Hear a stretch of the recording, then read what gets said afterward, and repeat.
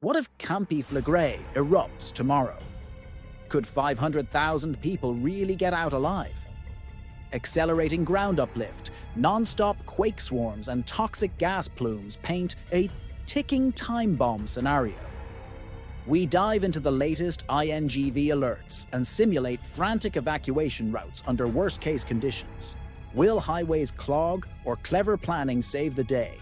Discover the hidden challenges of moving 500,000 souls before the blast and learn what this mega caldera teaches us about surviving supervolcano threats worldwide.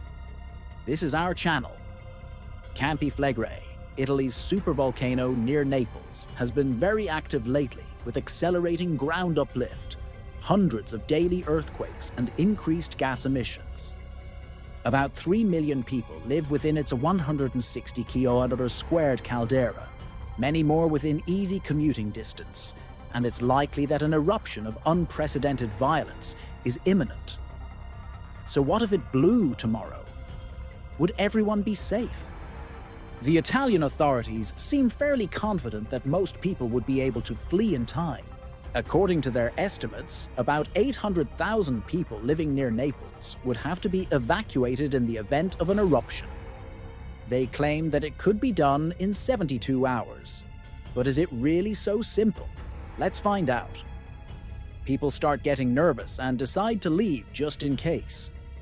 Cars clog the main highways, out of the danger zone. After all, no one wants to be caught off guard by a volcanic eruption. At the same time, the local authorities realize that something is wrong. They activate emergency procedures and start evacuating people from the most dangerous areas. Public transport is put on alert and begins to move people away from the city. But as the situation gets worse, the roads become impassable due to traffic jams. The evacuation has to be stopped and new routes have to be planned. Meanwhile, the unrest continues and small tremors are felt throughout the city. People keep trying to flee, but after days of traffic jams and failed attempts to evacuate, they begin to panic. Small riots and fights break out. As the situation escalates, the local authorities make the decision to forcibly evacuate the entire city. All available buses and trains are used to move people away from the dangerous area. But the capacity of public transport is not enough, and most people still want to take their own cars. This causes even more traffic jams. But now the situation is getting out of control.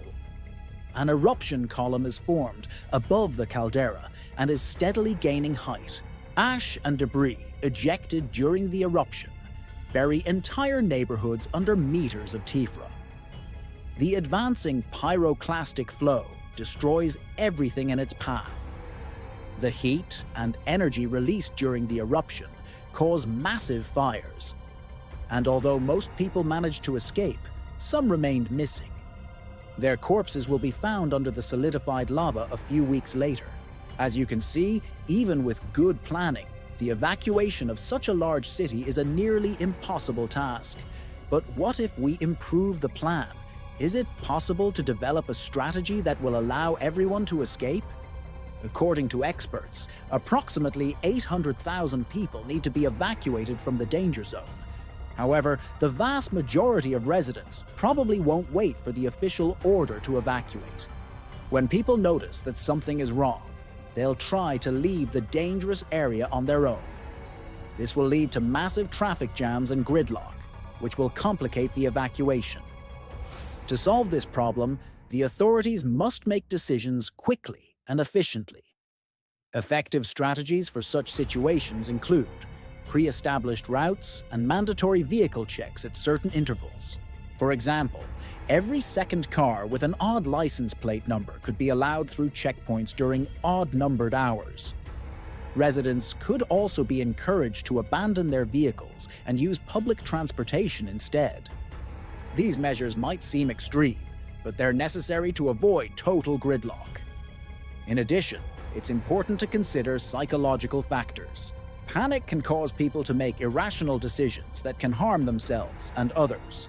It should be noted that the evacuation of 800,000 people is a daunting task that requires careful planning and coordination. But with the right strategy, it's possible to minimize risks and ensure the safety of all residents. So what do you think? How would you improve the evacuation plan? Let us know in the comments. And one more thing, this is the last video in our series on supervolcanoes. If you want to see more videos about other extreme natural disasters, let us know in the comments. Goodbye.